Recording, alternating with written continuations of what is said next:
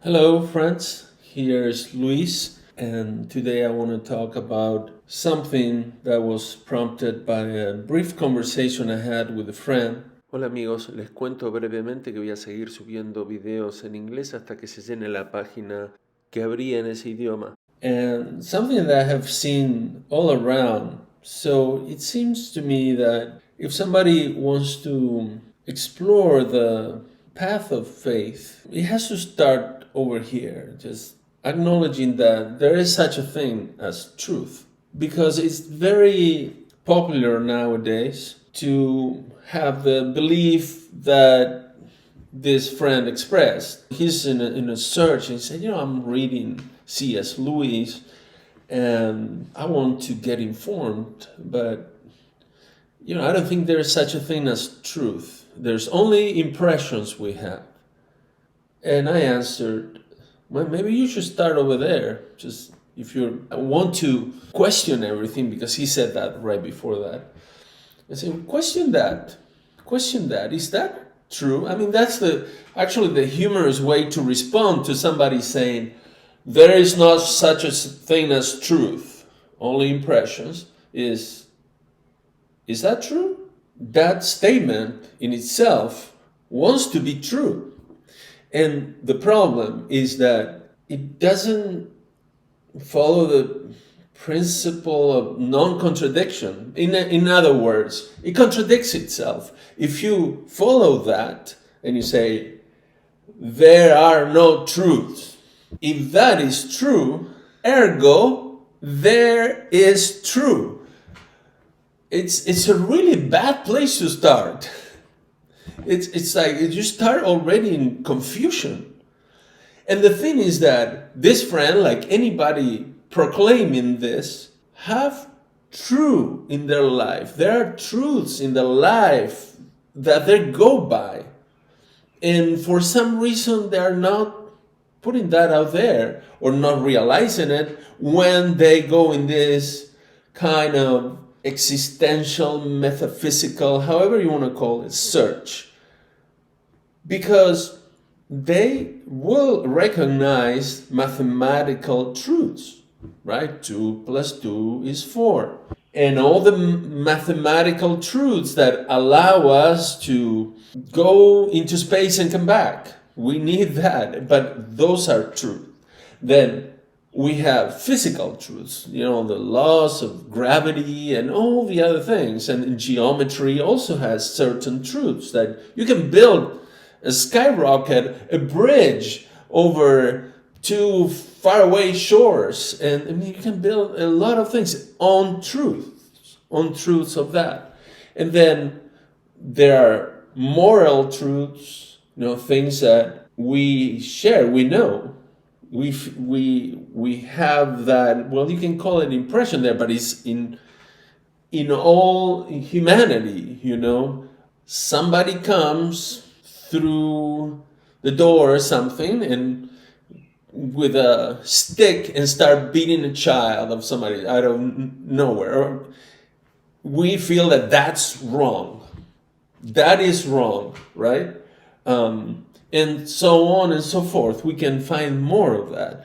We can find truths of time and space. This person is walking from the gym where I was talking to him 3 miles home. And for that, he is counting on some truths. He believes that if he walks there and nothing happens in his body, any catastrophe or any catastrophe in the environment that prevent him from getting home, he will get home.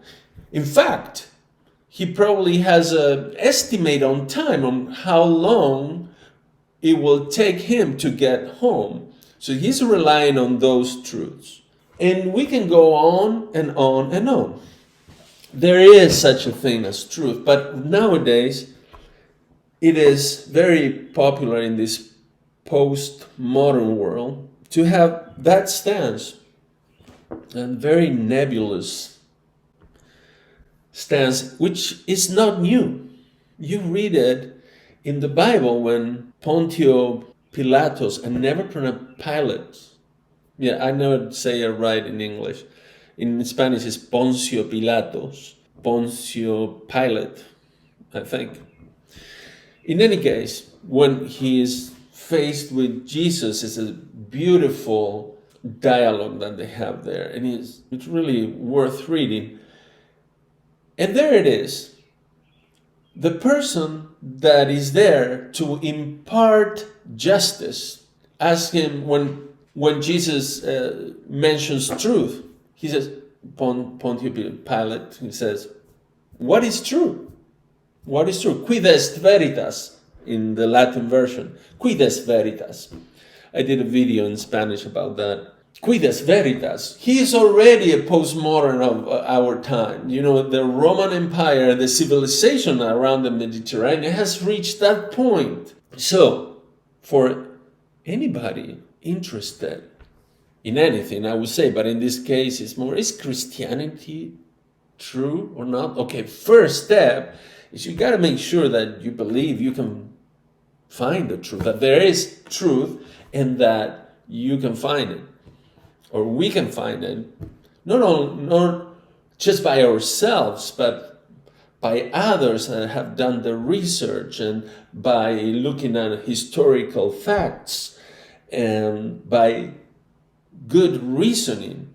And you have to believe, therefore, that this world is to a great degree intelligible to us. Nature is to a great degree intelligible to us. That's why we can plant things and mix the plants and crops and then study insects and study the mineral content of the soil and change it this way, that way. We can do a lot of things. It is intelligible. That's why we know so many things. In any case, I wanted to talk about that because that is very important. And it's very important to realize it yourself, that you're lying to yourself. If you're saying there is not such a thing as truth, just impressions, you're lying to yourself because you are relying on truths of all kinds. It just have to take a look at your life, unless you are, I don't know, in a mental asylum or something. So I wanted to mention that. I think that going with that metaphor of this friend walking back home, we can compare it to walking on our path and going towards something. You want to find truth. And so each step is, if you're searching for a higher truth, for a very transcendental truth, it was for me like that. I was very skeptic. And so my own path has been one of removing all falsehood that I had. I did not know where I was going to end. I did not know that I will end up being Christian and baptizing Catholic. I did not know where I was going. I was just entertained and fascinated by truth. Then it started to percolate this Christianity thing. So what about that? So I was very against it. But I was interested in finding truth. Sometimes it's not that you find 100% truth, but this is the best that we know. And this is good reasoning towards that, right? Without superstition. And there are better arguments, better evidence towards this. It depends on what we're talking about. But yeah, there is truth. And so you better believe it. You better believe there's truth. If you're looking for truth, my friend. So I can go on, I think, about this. Let me see, because I found out that in Summa Theologica, Thomas Aquinas is such a great thinker, and he loves Aristotle. And this is also another thing that happened with Christianity. That's why we can argue and think, because it is the marriage of reason and faith. Thomas Aquinas brings Aristotle. St. Augustine brings Plato. And we can think, and this is in Latin and Spanish. So let me see, I do my best in English.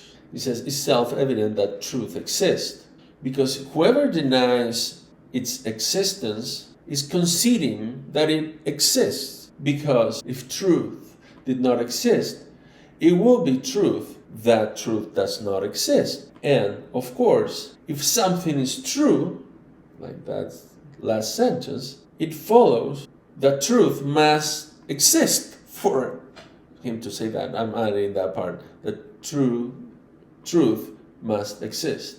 I'll read it in Latin because I just love it. Praeterea, veritatem esse est per se notum, qui negat veritatem esse, concedit veritatem esse. Si enim veritas non est, verum est veritatem non esse. Si autem est aliquid verum, oportet quod veritas si. Okay, friends, this is it. This is what I wanted to share with you. Very spontaneous drinking some mate. This is a tea from Argentina. You drink it in this cup. Although there are others with a different form. You have a mouthpiece. You go like this. It's good. And usually you share it with others. So every time I do a video with mate, it's like I'm sharing it. It's a communal thing most of the times. So I hope you have a good Sunday today and that you enjoyed this video. Please leave your comments about it and see you next time.